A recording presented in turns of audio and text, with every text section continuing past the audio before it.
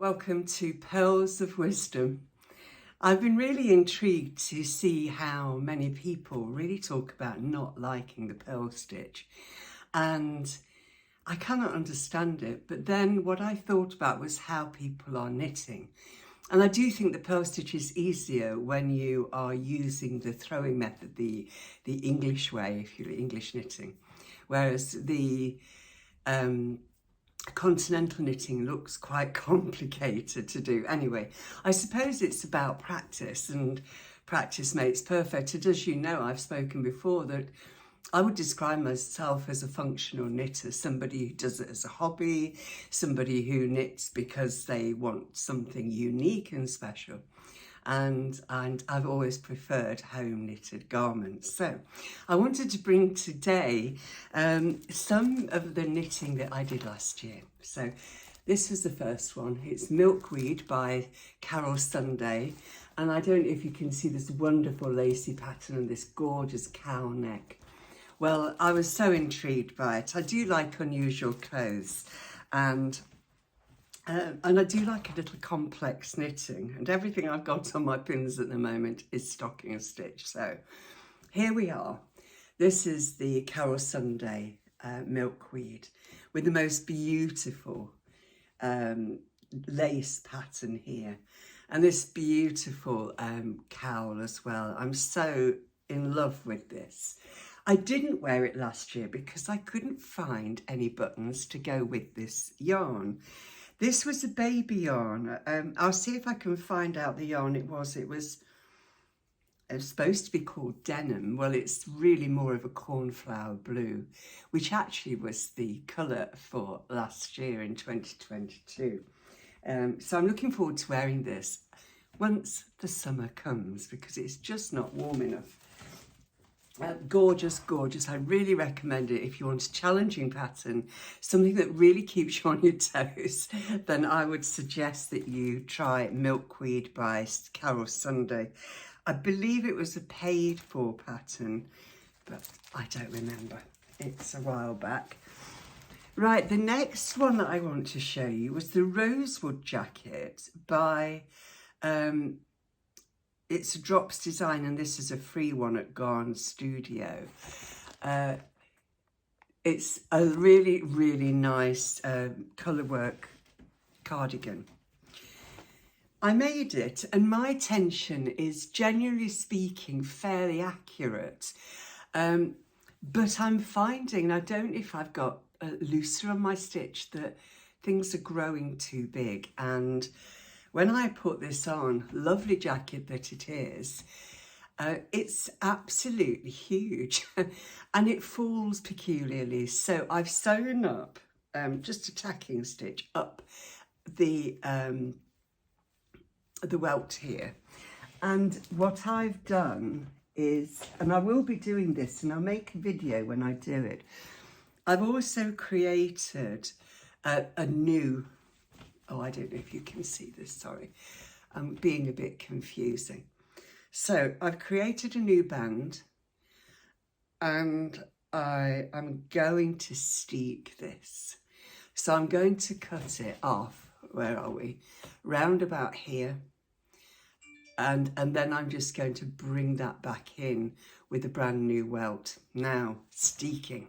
That is something I'd never heard of. And when I heard that word, I went on to YouTube to find out whatever did it mean.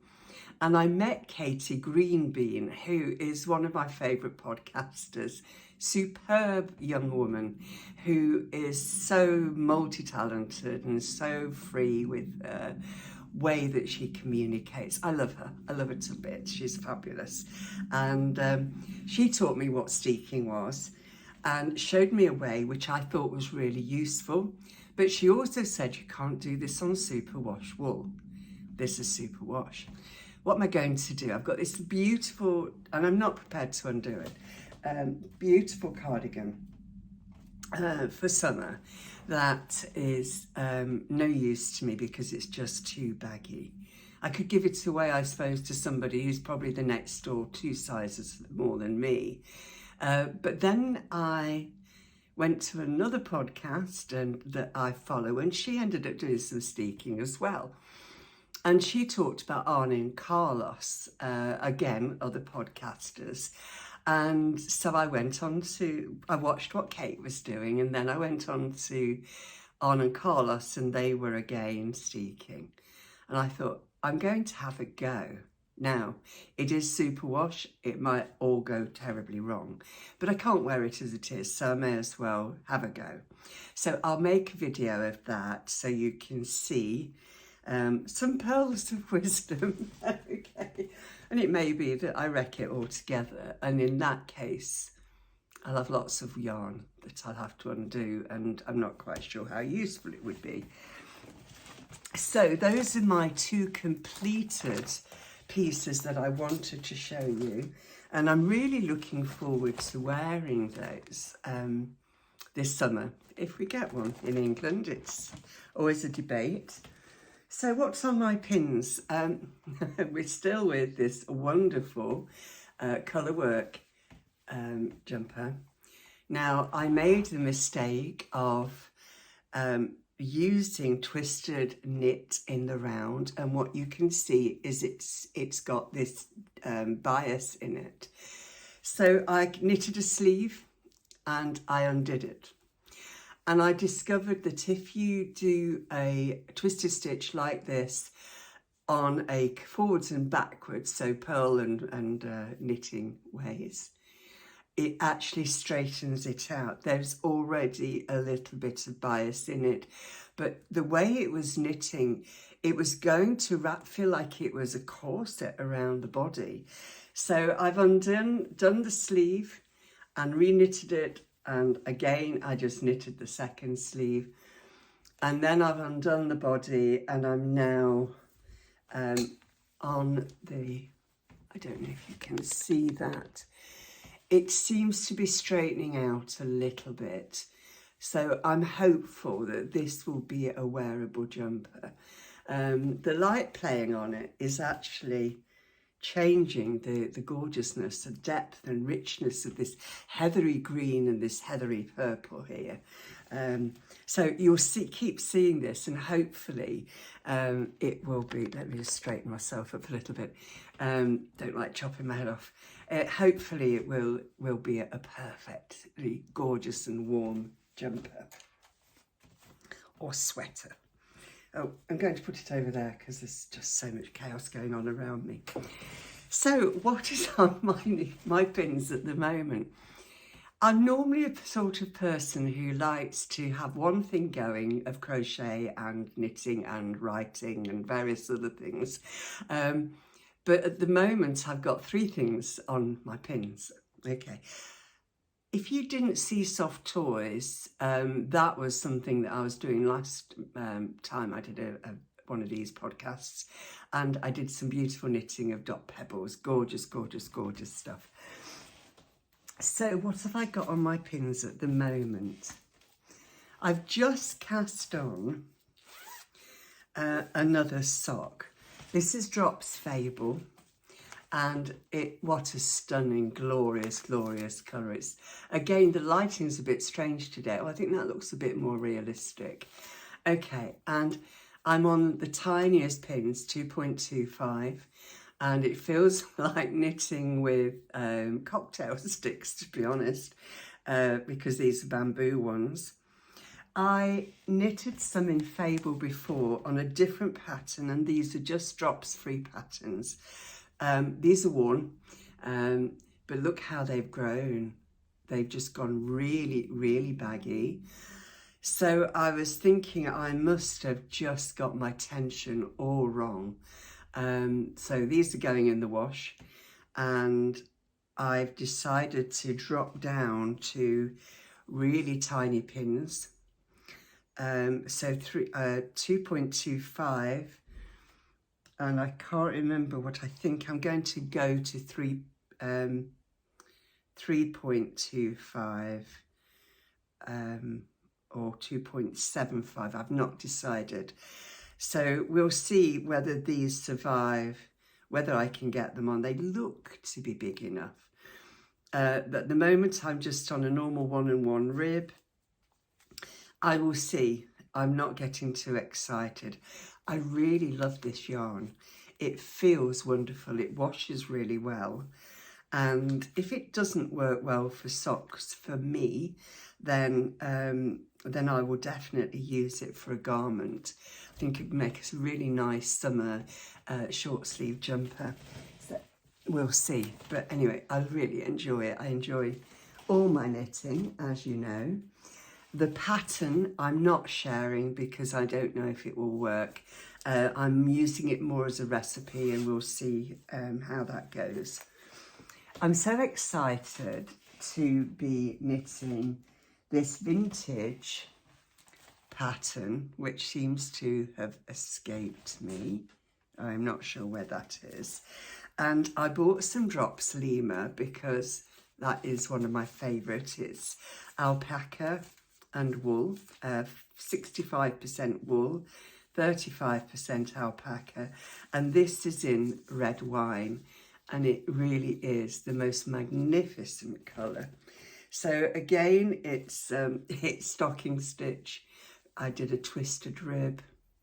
I'm a bit annoyed that I can't find my pattern actually, but I'll put a photograph in it above in a moment. It'll be there, I think, when I edit this video.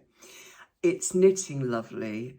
It's on 350, I think, maybe, or 375, 350 pins, so that it's really a nice, firm knit that shouldn't overstretch. And this is for a very special friend of mine who you're going to meet on a sofa chat at some point, because he's an author in my pocketbook series. So I'll be introducing that this week, as I'm expecting a delivery today, the day I'm video, not the day you're seeing this. And I'm expecting to get his first book out, which is published in the pocketbook series called Tapping for Emotional Freedom.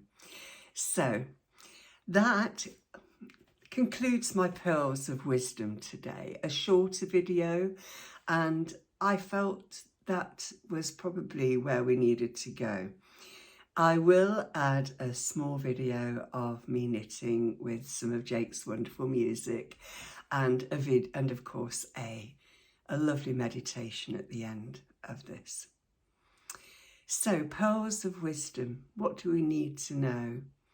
When you're knitting, just enjoy each stitch at a time. And you know how labour intensive it is to knit a garment such as the beautiful milkweed. Hours and hours and hours of knitting. And when we're doing this, we can use it as a meditation.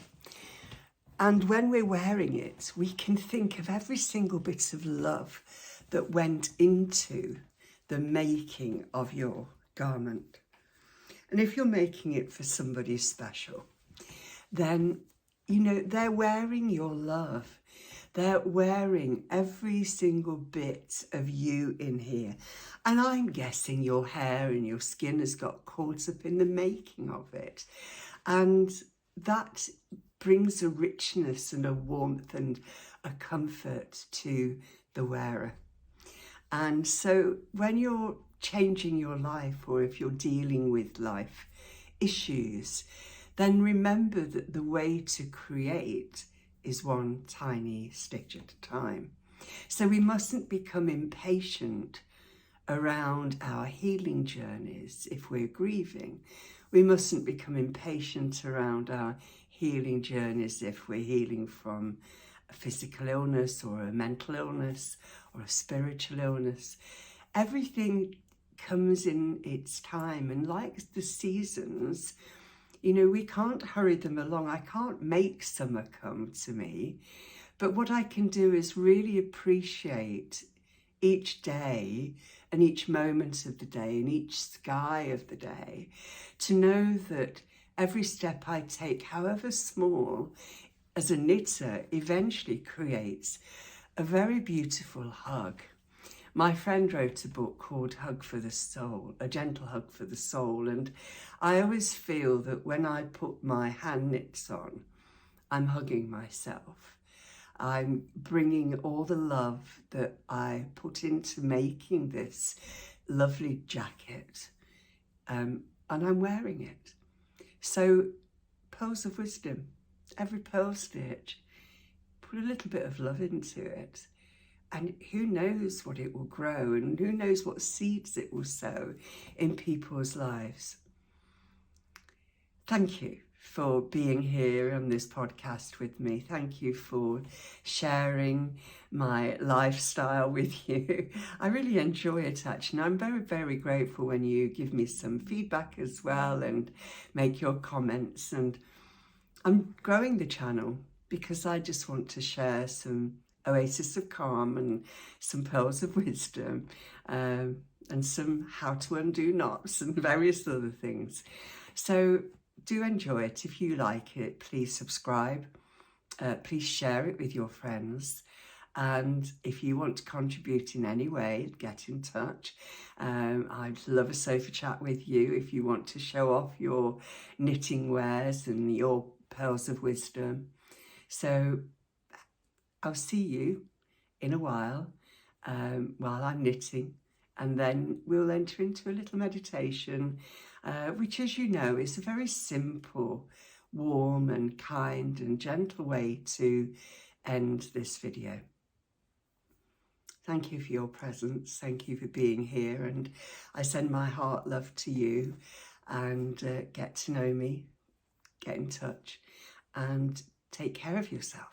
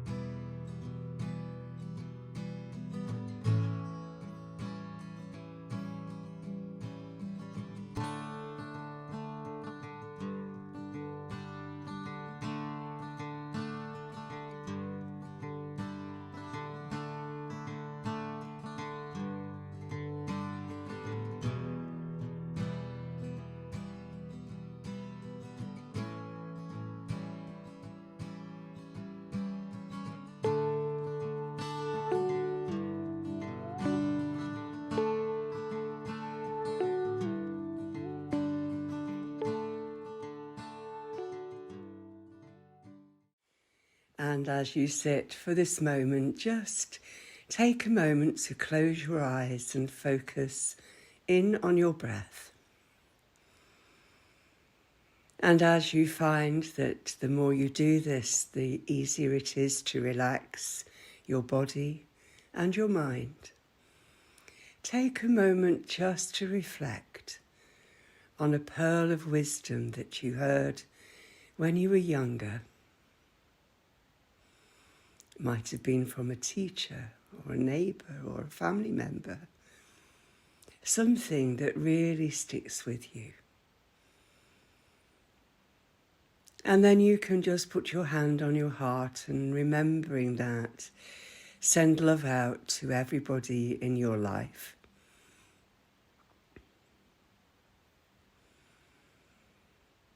And as you sit bathed in all of that love that you've sent out, may you know deep in your heart and in your spirit that you too are loved.